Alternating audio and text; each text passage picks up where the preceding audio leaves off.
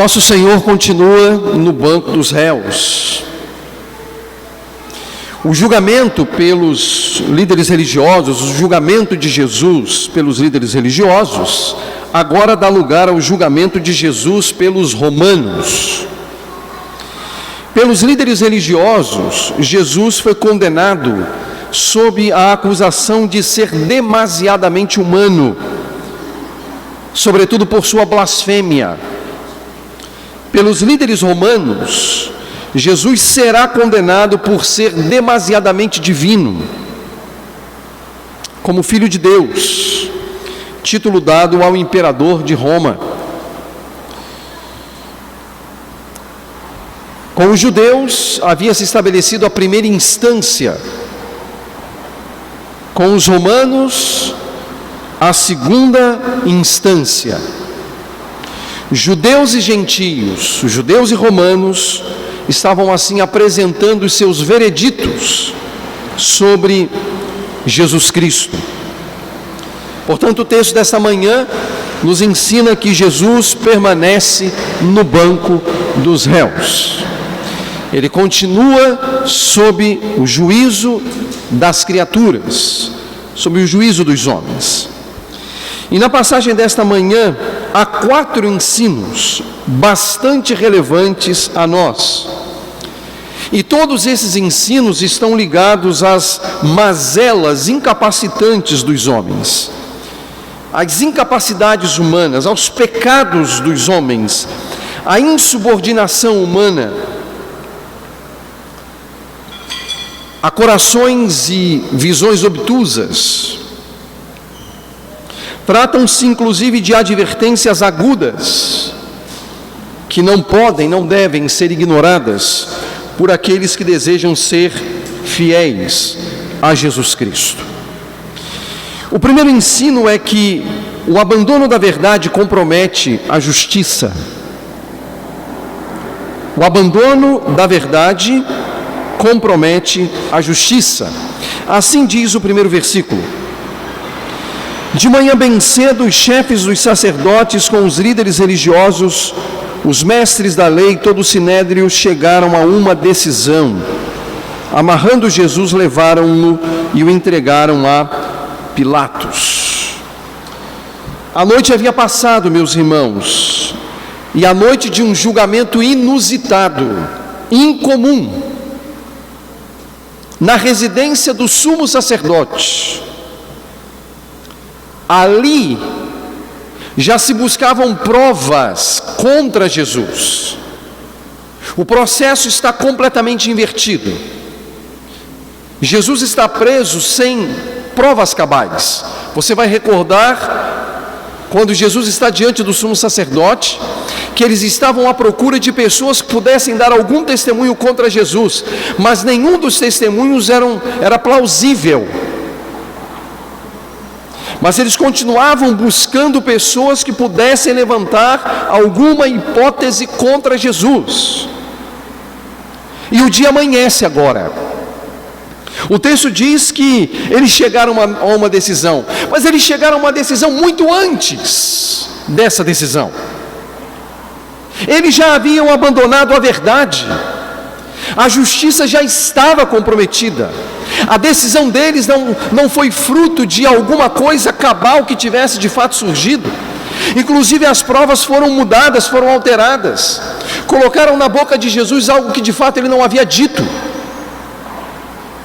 E agora o dia amanhece, e em algum momento entre as 6 e as 9 horas da manhã, Jesus é apresentado a Pilatos, porque era nesse horário que Pilatos costumava dar as suas audiências quando ele se encontrava em Jerusalém. Por isso o texto diz que de manhã bem cedo, os chefes chegaram a uma decisão, amarraram Jesus, levaram Jesus e o entregaram a Pilatos. Jesus é levado à presença de Pilatos, sob o peso da acusação dos chefes dos sacerdotes, sob o peso da acusação dos líderes religiosos, sob o peso da acusação dos mestres da lei, sob o peso da acusação de todo o sinédrio. Estavam todos de acordo quanto à decisão condenatória. Apesar de forjarem as provas da acusação, portanto um juízo temerário, era chegado então o momento em que Roma deveria se posicionar diante da acusação feita pelos líderes religiosos. E por que Roma precisava se posicionar? Porque os judeus não possuíam a ius gladii, o poder da espada. Isto é, os judeus não possuíam o direito de executar alguém. Era necessário que Roma se posicionasse.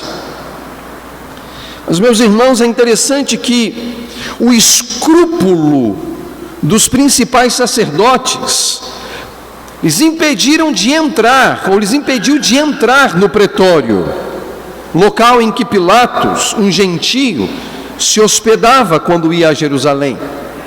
E aqui há um aspecto muito importante que deve ser ressaltado, que é o aspecto de que Pilatos não vivia em Jerusalém. A residência de Pilatos era em Cesareia. Pilatos está em Jerusalém exatamente para evitar quaisquer transtornos naquele período de festa. Era comum ao governador romano ir até o centro religioso para evitar rebeliões, para evitar sedições, e ali está Pilatos. Os principais sacerdotes não querem ter contato direto com Pilatos, até porque o pretório era um lugar impuro, e o período era o período da Páscoa, um período de muitos sacrifícios. E eles, como sumo sacerdote e sacerdotes, não queriam se corromper, não queriam, na verdade, se tornar repreensíveis.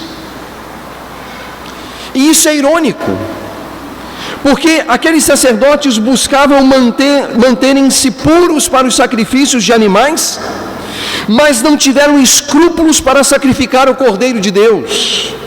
Eles haviam abandonado a verdade. Eles haviam abandonado a verdade, e com a verdade haviam abandonado a justiça. Por isso, meus irmãos, quando a verdade é abandonada, a justiça é comprometida. Lembrem-se que os líderes religiosos desejavam condenar Jesus. Era um julgamento de cartas marcadas. Eles o prenderam para então encontrar provas. Não foi um julgamento pautado na verdade. E, meus irmãos, quando se age com indiferença àquilo que é certo ou errado, por meio de uma mente indulgente, logo termina em ódio por aquilo que é correto. Corações indulgentes comprometem a verdade. Concessões é uma palavra que descreve algumas das armadilhas do nosso próprio tempo.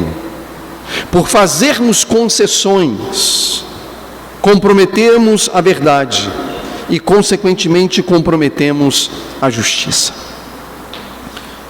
O Brasil nunca foi um exemplo de justiça. Nós sabemos disso. E talvez agora esses elementos estejam ainda muito mais evidentes. No Brasil, o crime compensa. No Brasil, vale a pena ser criminoso. No Brasil, vale a pena fazer o que não convém. No Brasil, vale a pena ser imoral. Até porque nós teremos os magistrados que de algum modo contemplarão esses elementos que são contrários à moral. Vale a pena ser criminoso em nosso país. E vale a pena por quê? Porque a justiça se comprometeu por ter abandonado a verdade. Mas esse não é um problema só do Supremo Tribunal Federal. Esse não é um problema somente do Ministério Público. Isso é um problema nosso. É um problema meu. É um problema seu. Porque somos condescendentes. Porque fazemos concessões. Porque abandonamos a verdade. Porque a justiça se compromete. E meus irmãos, pasmem, mas esse modelo de coisas, ele é muito naturalmente absorvido pela igreja, é muito naturalmente absorvido por aqueles que estão na peregrinação da fé. Isso não é um problema do Brasil, isso é um problema do mundo, isso é um problema do povo, isso é um problema do povo de Deus. O livro de Juízes nos mostra isso claramente, de como era fácil ao povo de Deus, de tempos em tempos, abandonar a Deus, abandonar a verdade, abandonar a fé. E então era necessário que Deus levantasse uma nação para abater o povo de Deus, para que o povo acordasse. Quando a verdade é abandonada, a justiça é comprometida. E meus irmãos, nós vivemos dias em que a verdade,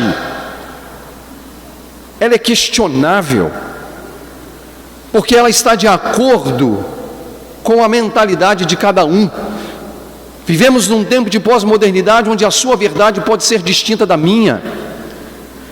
E sabe qual é o problema? A perda do padrão da verdade nos levará ao exercício do juízo, descomprometido com a verdade. Para nós, e isso é retórico, não é a verdade que importa. Para nós, o que importa é o amor. O amor é a medida de todas as coisas, e não mais a verdade.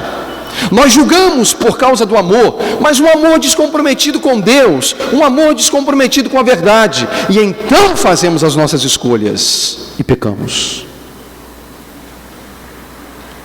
Fazemos concessões, liberamos um pouco aqui, permitimos uma coisa ali. Bom, isso aqui não tem nada a ver, não precisamos jogar tão pesado com relação àquele ponto ali, e vamos fazendo concessões, e o pior, tornamos as concessões elementos da fé. E quando tornamos as concessões elementos da fé, elas estão tão misturadas aos elementos da religião, que essas concessões passam a ser religiosas, como se Deus pudesse ser adorado e agradado. Olhem o texto. Olhe os líderes religiosos. Nós estamos falando de chefes dos sacerdotes, estamos falando do sumo sacerdote, estamos falando de líderes, de mestres da lei, do sinédrio, estamos falando de gente da religião, estamos falando de gente que tinha o desenvolvimento da prática religiosa, de gente que conhecia a lei, de gente que conhecia a Torá, de gente que conhecia sacrifício, de gente que tinha noção de pecado, de gente que tinha noção de moral, mas gente que se perde porque abandonaram a verdade e justiça foi comprometida. Por que eu e você vamos imaginar que estamos numa condição melhor do que essa gente? Por que eu e você vamos pensar que nós estamos acima do bem e do mal e melhores do que essa gente?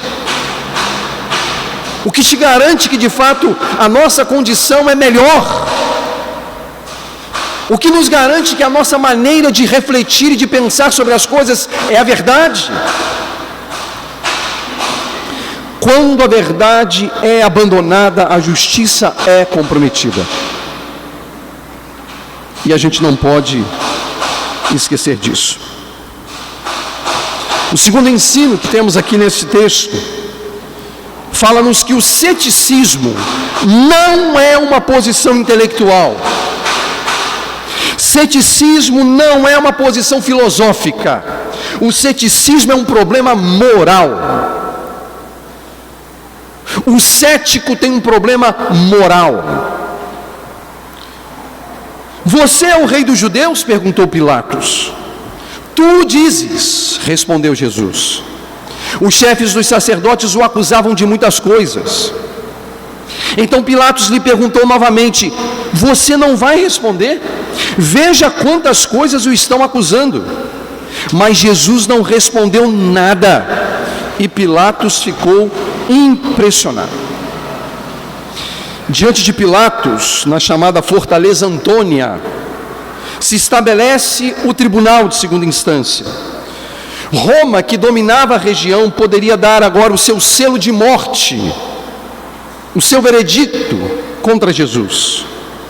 Mas a acusação de blasfêmia, meus irmãos, que era a acusação dos chefes religiosos, dos líderes religiosos, não era uma acusação convincente para Pilatos, por uma razão simples. A blasfêmia sobre a qual acusava-se Jesus dizia respeito ao Deus dos judeus. Pilatos não adorava o Deus dos judeus. Pilatos tinha os seus próprios deuses, então a acusação de blasfêmia não fazia nenhum sentido para Pilatos, porque não era o Deus de Pilatos que estava sofrendo blasfêmia, era o Deus dos judeus. E para Pilatos, pouco importava, a não ser que Pilatos admitisse que o Deus dos judeus era o Deus verdadeiro, e era o seu Deus, mas não era o caso. Pilatos adorava outros deuses. A blasfêmia, portanto, não deveria ser a linha do interrogatório.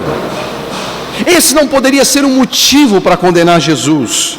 Por isso, Pilatos altera, e ele faz uma pergunta que é comprometedora: você é o rei dos judeus? Bom, a coisa muda agora, porque Roma tinha um rei, Roma tinha um imperador, e os judeus estão subordinados a Roma. Se auto-intitular-se rei dos judeus seria se tornar um antagonista do imperador. Isso era um problema. Você é o rei dos judeus? Perguntou Pilatos. Esse tema interessava Roma. Se Jesus, portanto, se auto-intitulasse rei, Pilatos poderia testemunhar contra ele. E aí, meus irmãos, após o longo silêncio de toda uma madrugada, e diante de tantas acusações feitas pelos chefes dos sacerdotes, Jesus apenas responde: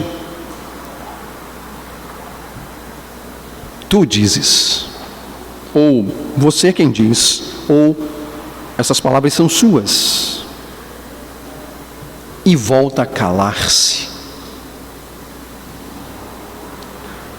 O silêncio de Jesus impressiona Pilatos. É isso que o texto diz. E por que o impressiona? Porque estava dada ali a Jesus a oportunidade de réplica, a oportunidade de autodefesa. Na lei romana, a apresentação das acusações era seguida pelo direito de réplica do acusado. Mas Jesus simplesmente silencia. Nas palavras do profeta Isaías, ele foi oprimido e afligido, e contudo não abriu a sua boca. Como um cordeiro foi levado para o matadouro, e como uma ovelha que diante de seus tosqueadores fica calada, ele não abriu a sua boca. Ele sabia para o que havia vindo ao mundo, e era chegada a hora. Jesus sabia que não deveria se dar o que é sagrado aos cães, nem atirar pérolas aos porcos. Era tempo de silêncio. Era o tempo de silêncio.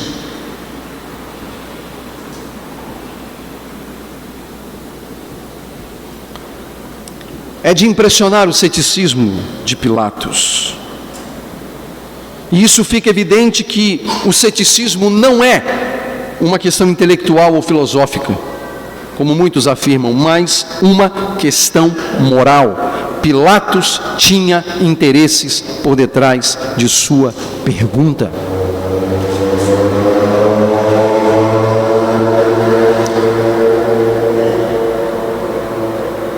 Um importante autor americano que escreveu uma obra chamada A Vida de Cristo, chamado Fulton Sheen, escrevendo sobre essa passagem, ele disse as seguintes palavras: há sempre uma ralé, um grupo de nanicos, negligentes e insensatos, dispostos a ficar à mercê desse tipo de retórica chamada rameira das artes.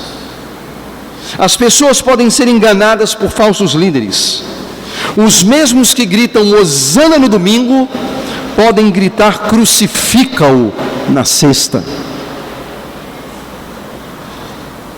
Essa é a realidade do texto. Ceticismo. Ceticismo. E esse ceticismo se tornará ainda muito mais evidente pelo comportamento da multidão. O cético não o é por uma questão filosófica, mas por um problema moral. O cético não honra sequer a si mesmo e as suas ideias.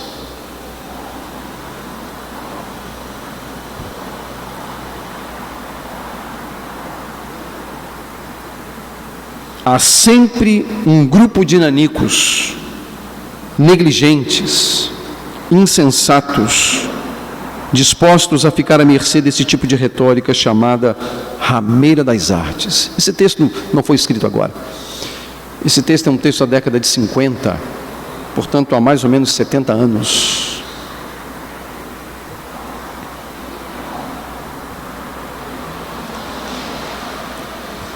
Quando nós nos afundamos nos problemas morais, muito naturalmente nós nos tornamos céticos. Porque buscamos justificar a nossa imoralidade por vias filosóficas e intelectuais, quando o problema é moral. Terceiro ensino, versos de 6 a 15. Por ocasião da festa era costume soltar um prisioneiro que o povo pedisse.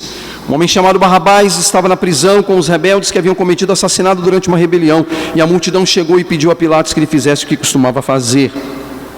Meus irmãos, o terceiro ensino que nós temos aqui é que a verdade não é vitoriosa quando somente os números são decisivos. A verdade não é vitoriosa por causa dos números. Pilatos era alguém que não acreditava na objetividade da verdade. Para ele, cada homem determinava o que para si era verdadeiro, e isso vai ficar evidente quando ele entrega à multidão o direito de escolha. Ele não se impõe como governador, ele é cético, ele é imoral, ele é obtuso, ele é perverso. Pilatos não acreditava na objetividade da verdade. Pilatos era antecipadamente um homem do século 21. Para ele, cada homem determinava o que para si deveria ser verdadeiro. O que importava era a opinião pessoal. O que importava era a posição pessoal.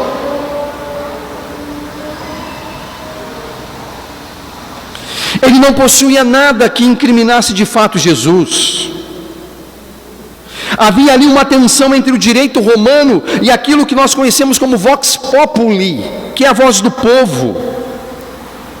E Pilatos é um populista que lava as suas mãos, um populista que deixa a decisão na mão do povo,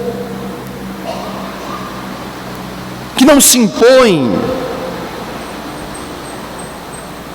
que não age adequadamente de acordo com a lei do direito. Populista interesseiro foi Pilatos. Por que digo isso? A relação entre Pilatos e o povo judeu, por causa das arbitrariedades de Pilatos, era uma relação de ódio. Flávio Josefo e Eusébio de Cesareia, em suas obras, o primeiro ainda no primeiro século e o segundo no quarto século, vão falar um pouco sobre as experiências desse homem junto ao povo. Flávio Josefo, por exemplo, menciona 2 episódios muito importantes. Numa certa ocasião, à noite, Pilatos mandou os seus correligionários, o seu exército, ou o exército de Roma, a levar as esfinges do imperador, ou os estandartes do imperador, e colocar dentro do templo, com as imagens do imperador. Algo extremamente ofensivo à fé judaica. Eles entraram no santuário, e eles colocaram os estandartes do imperador dentro do santuário, uma ofensa aos judeus. E quando amanheceu o dia, os judeus descobriram que Pilatos havia feito isso, e eles vão a Pilatos lá em Cesareia, Pilatos não está em Jerusalém, não é uma época de festa. Eles partem para Cesareia, e lá eles insistem, e Pilatos os ameaça a morte.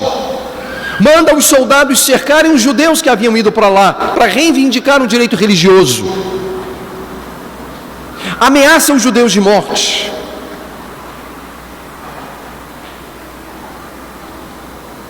Até quando Pilatos diz que vai matá-los. E os judeus entregam os seus pescoços para serem mortos. Mas eles não deixariam de reivindicar a retirada dos estandartes lá do templo. Pilatos fica impressionado. E com isso, manda os exércitos retirarem 7 dias depois os estandartes de dentro do templo. Esse foi um episódio. Mas houve um outro episódio, também relacionado ao templo. Isso ali 3, 4 anos antes desse evento de Jesus.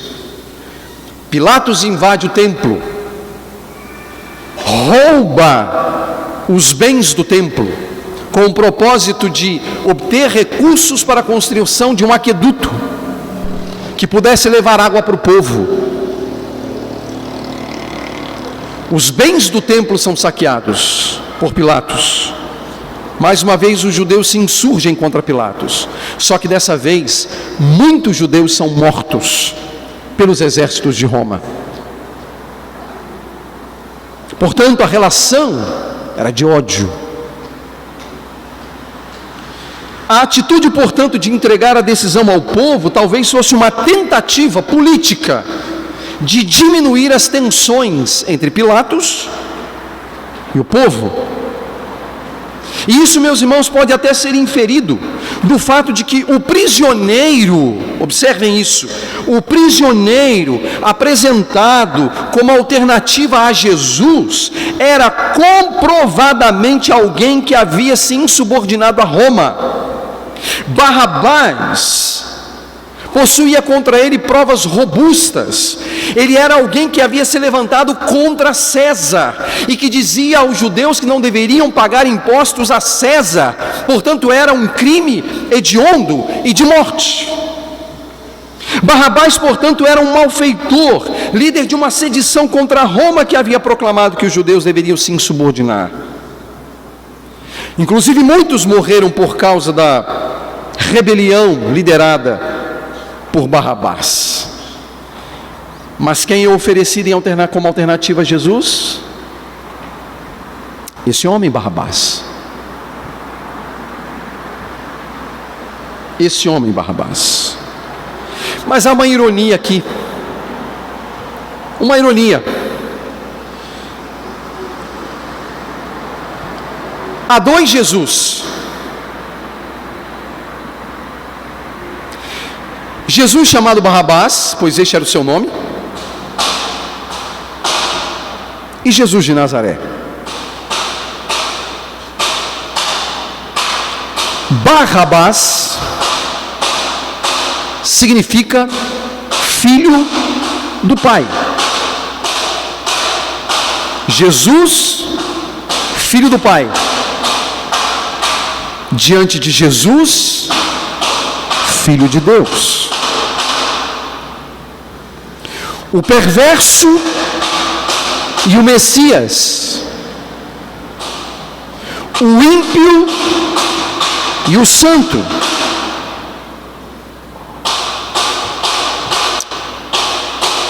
E quem o povo preferiu?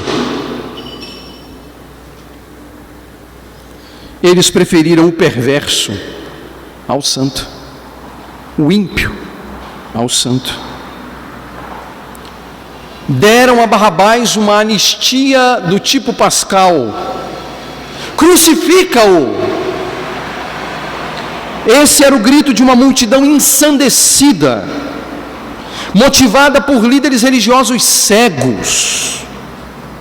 Cegos estavam guiando cegos. Ambos cairiam no precipício. O populista Pilatos deu à multidão o que desejava. Mandou açoitar Jesus e o entregou para ser crucificado. Embora o próprio Pilatos dissesse: que crime ele cometeu? Por que crucificá-lo? Pilatos não tinha provas cabais contra Jesus, nem mesmo de se auto-intitular rei, porque se tivesse, ele não entregaria isso ao povo. Mas, meus irmãos, os líderes e as multidões, que são religiosos, não querem apenas que Jesus morra, eles estão cheios de ódio. O texto diz que eles estão cheios de inveja. Aliás, a inveja é um vício que tem sido conhecido como o primogênito do inferno. O primeiro filho gerado pelo inferno foi a inveja.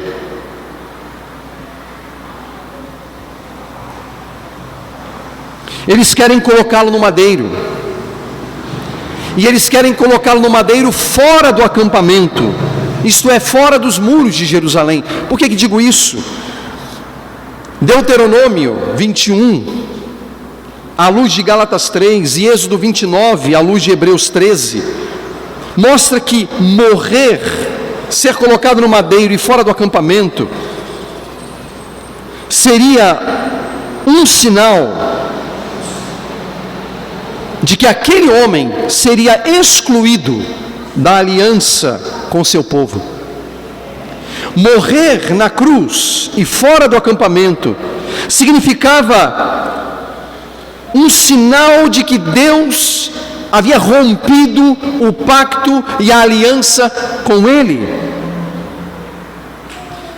fruto da obstinação do coração daqueles homens.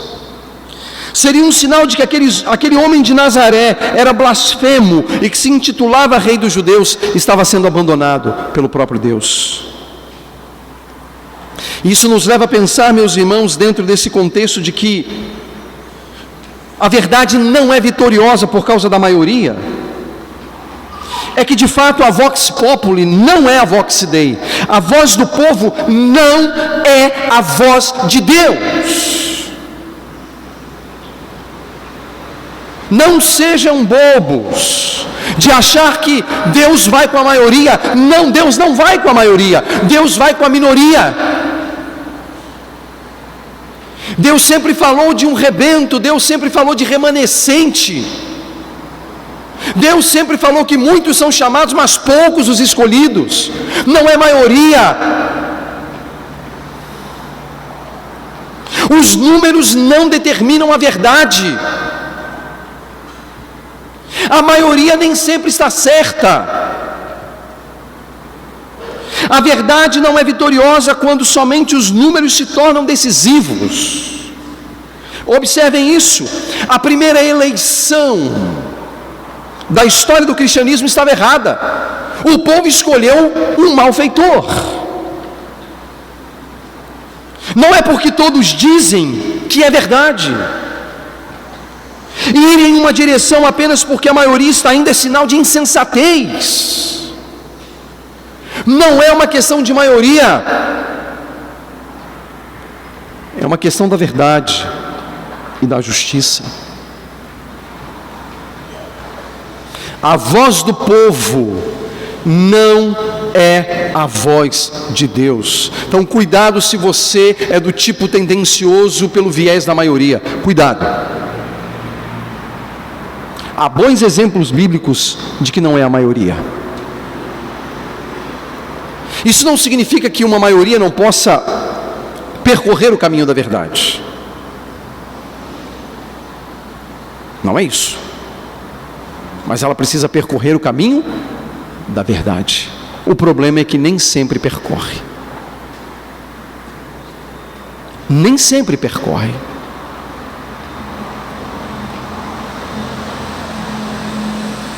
A voz do povo não é a voz de Deus. Os números não determinam a verdade. O último ensino, meus irmãos, versos 16 a 20. Os soldados levaram Jesus para dentro do palácio, isto é, ao pretório, e reuniram toda a tropa. Vestiram-no com um manto de púrpura, depois fizeram uma coroa de espinhos e a colocaram nele. e começaram a saudá-lo: salve, rei dos judeus! Batiam-lhe na cabeça com uma vara e cuspiam nele, ajoelhavam-se e lhe prestavam adoração. Depois de terem zombado dele, tiraram-lhe um manto de púrpura e vestiram-lhe as suas próprias roupas. O quarto ensino é que todos, judeus e gentios, são culpados pela morte de Jesus. Todos, judeus e gentios, são culpados pela morte de Jesus. Observem isso, meus irmãos. Jesus em seguida é levado para o interior do pretório. Toda a tropa está reunida. Os soldados estão dispostos a zombarem e rirem de Jesus. Vestem com um manto de púrpura, sabendo que em breve esse manto se colará às suas feridas. Mas isso não é suficiente. Em mais uma exibição de crueldade, cortam ramos de uma planta chamada ramos na beca, com suas folhas rígidas e espinhos afiados e curvos de cerca de 2,5 centímetros.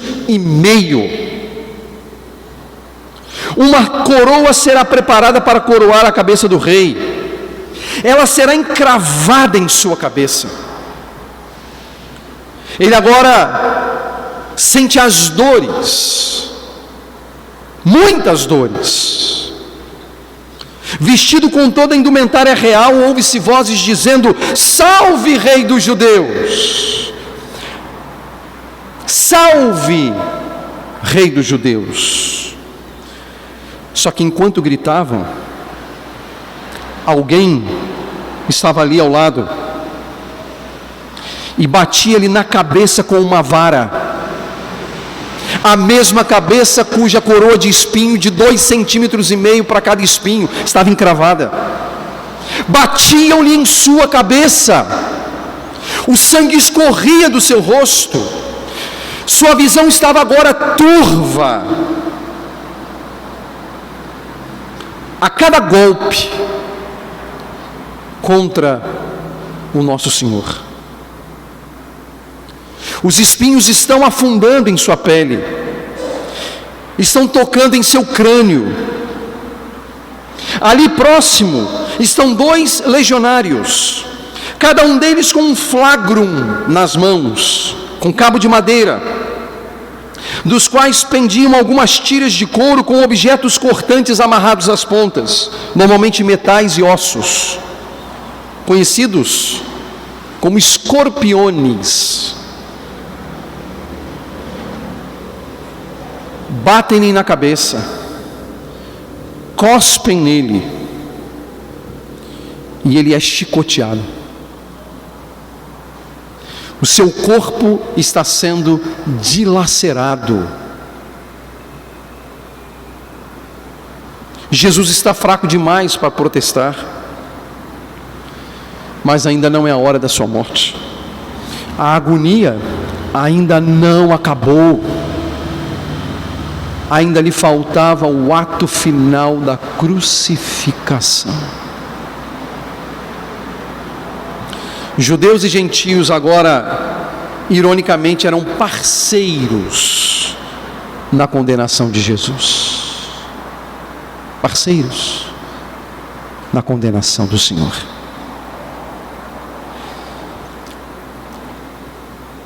Mas a graça abundante de Cristo alcançaria também judeus e gentios.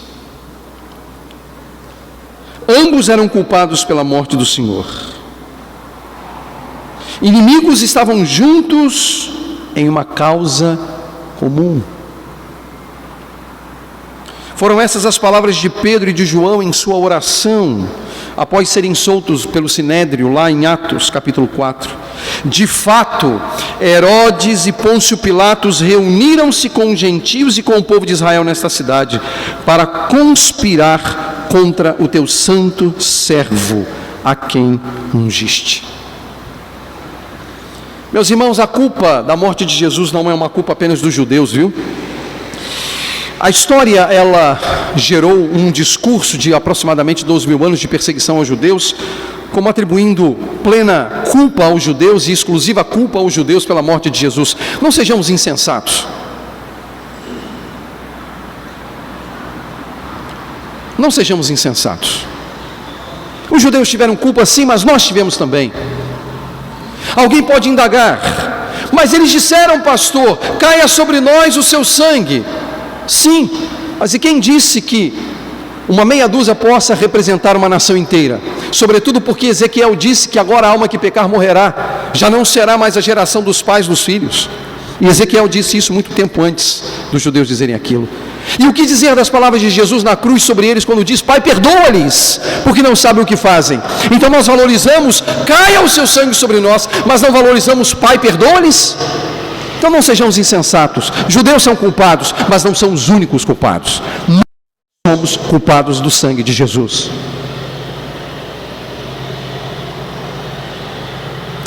Nós somos parceiros. E não à toa que em Cristo a parede de separação é rompida, para que judeus e gentios juntos recebam os benefícios da fé. Não é só judeu. O discurso da igreja, inclusive na história, dos pais da igreja, inclusive na história, foram todos contra judeus. E sobre isso eu já falei um pouco aqui. Alguns mandavam inclusive destruir os judeus, acabar com os judeus. Sim, eu estou falando de pais da igreja. Estou falando de pais da igreja. De homens que nós respeitamos por suas teologias, mas que foram insanos nesse aspecto, como pecadores que eram.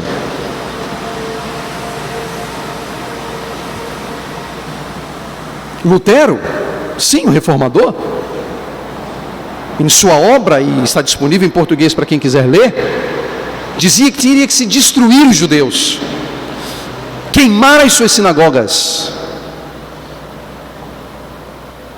Sim, Lutero, o pecador alemão, que foi um instrumento de Deus para a reforma, sem dúvida, porque Deus tem os seus caminhos e tem os seus meios.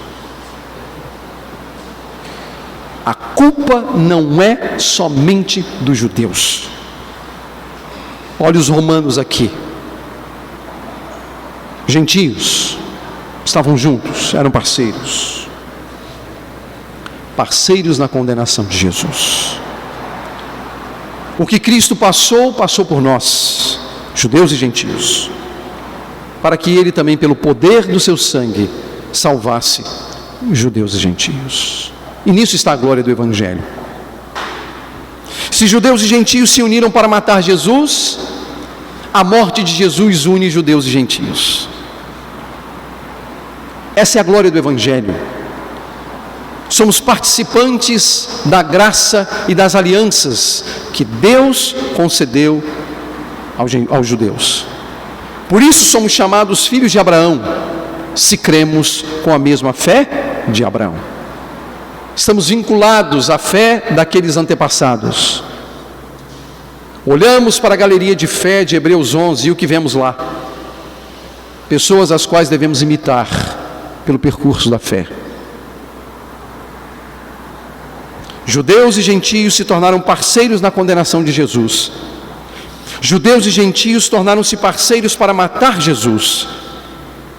Mas a morte de Jesus une judeus e gentios e faz de ambos um só povo.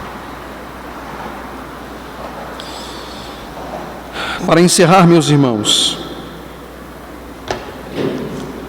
consideremos agora todo o cenário e consideremos a mansidão de nosso Senhor diante das hostilidades de seu povo e dos gentios, pelos quais ele mesmo estava sofrendo uma horrenda morte. Mansidão.